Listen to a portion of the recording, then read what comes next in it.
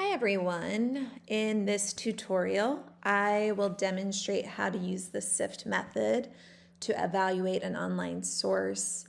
The SIFT method is one of the tools in the LibGuide.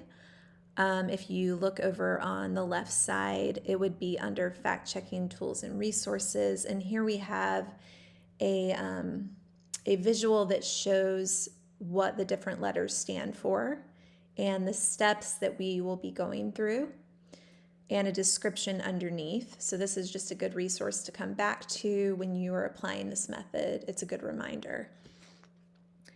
So SIFT is a framework developed by digital literacy expert Mike Caulfield. It's used by researchers and fact checkers to evaluate web sources, to find out if information is trustworthy. And the 4 steps, as you can see in this visual, are stop, investigate the source, find better coverage, and trace claims, quotes, and media to the original context. Today I'm going to use these 4 steps to look into an article that I found on social media. So the article is on foodbabe.com, and it's called How Food Companies Exploit Americans with Ingredients Banned in Other Countries. And so what I want to find out, I'm trying to decide, is FoodBabe a reliable source for information about food additives, which is what this article is about. Maybe I see this and I read it and I'm like, oh, that's really interesting. Like, I want to share it with my friends and followers on social media, but I'm not quite sure if it's accurate. So the first step that we are going to do in the SIFT method is stop. So before accepting the information in this article, I pause and I think critically about what I'm reading. You can see the title uses strong language. So look at this phrase, exploit Americans. That can make us feel things like fear, anger. So we just want to stop and realize that this is a persuasive article, not purely informational. And, at this point, we're not deciding whether the claims are true or false. We're just recognizing that we need more information before we decide whether this is a reliable source. So then the next step is I investigate the source. So instead of staying on this article page, we're going to use what we call lateral reading to learn more about the author and what's behind the information. So I'm going to go up and I'm going to open a new tab. And I am going to type in Food Babe and see what comes up. Okay, so we see the first thing here, that's her blog. We're going to keep going. Food Babe is Vani Hari, that's her name. There's her Instagram. Okay, so here we have a Wikipedia article. Let's click on that. And I want to point out, I know you might be thinking, wait, I was told not to use Wikipedia because it's not written by experts. Well, with SIFT, we aren't using Wikipedia for research. We're just using it as a tool to judge the reliability and credibility of this original source and see what we can find out about Food Babe. Here we see it's Vani Hari. She's an American author, activist, and blogger who criticizes the food industry. She's an author. We can see here that she has actually been effective in having companies change their ingredients. Also, we see that her ideas on food safety have been criticized by scientists, and that people point out that she has some financial interest in continuing to make these claims. So you can go on and read some more down there. You can click on the links to see where the information comes from, but we're gonna move to the next step right now so you can see the full process. So we find out that Food Babe was a blog created by Vani Hari, a food activist who advocates for food industry reform and consumer awareness. She's a best-selling author, food activist who's influenced food companies. And we've seen some scientists have criticized certain claims she's made. So this information helps us understand the author's perspective and potential biases. So the next step is F, which is find better coverage. I'm going to open another tab here, and I'm going to type in Food Babe credibility. And we're going to see what some of the criticisms are.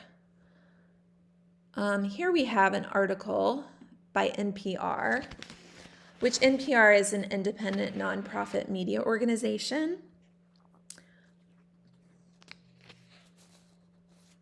Let's see.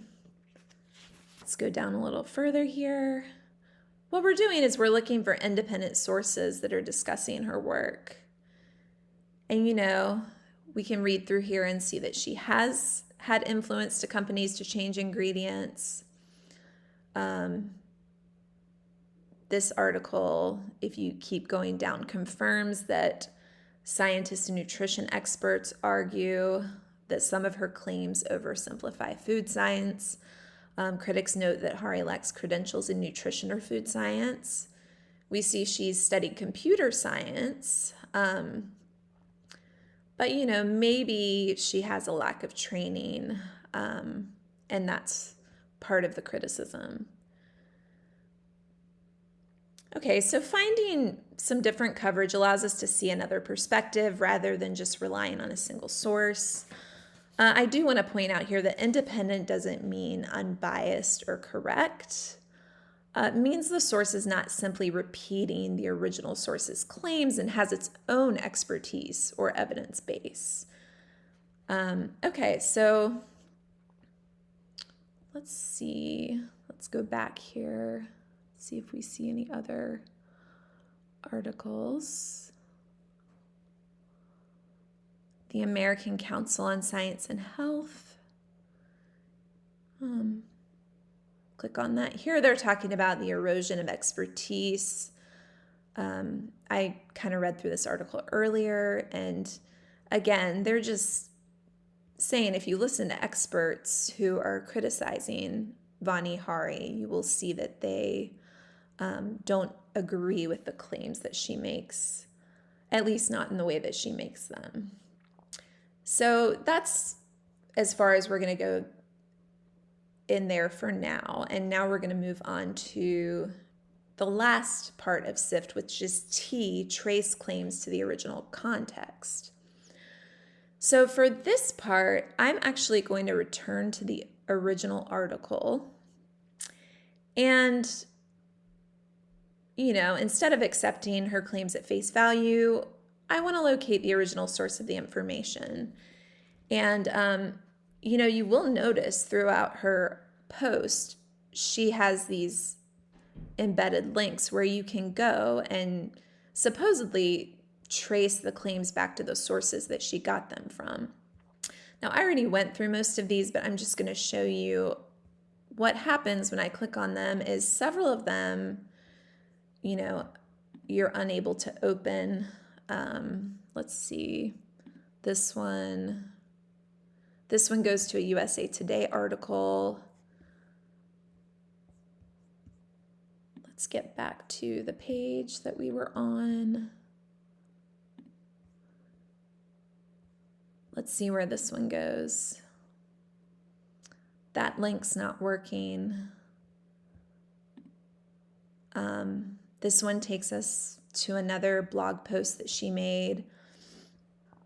So what we're trying to decide here is, should I trust this enough to share it? I first saw this article, I'm like, this is interesting. If this is true, it's important information. I want to share it with my friends and followers. So should I trust it? Can I easily verify this information? So if I want to share an article, I don't necessarily need to become an expert on food additives, but I do want some confidence that the claims are supported by evidence. When I tried to trace this article's claims, I found that several links were broken, while others led to additional blog posts or news articles rather than original research or official sources.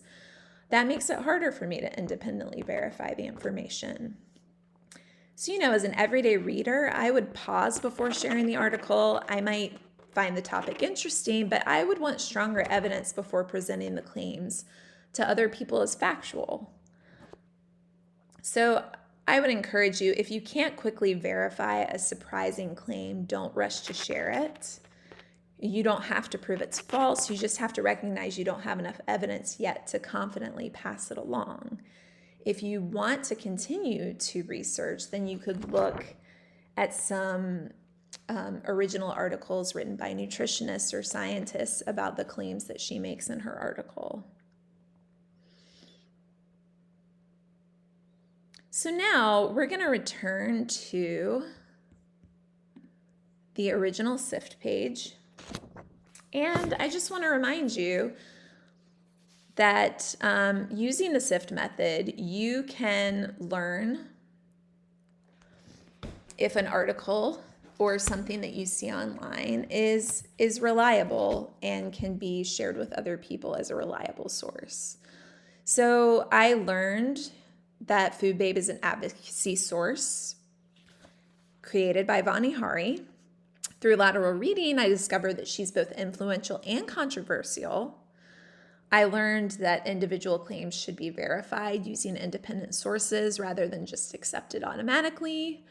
And based on this investigation, Food Babe may be useful for identifying issues and raising questions, but I would look to nutritionists and scientists who are experts in this field on information regarding the claims that she made. By using SIFT, you can make informed decisions about the credibility of online sources. Thank you for watching.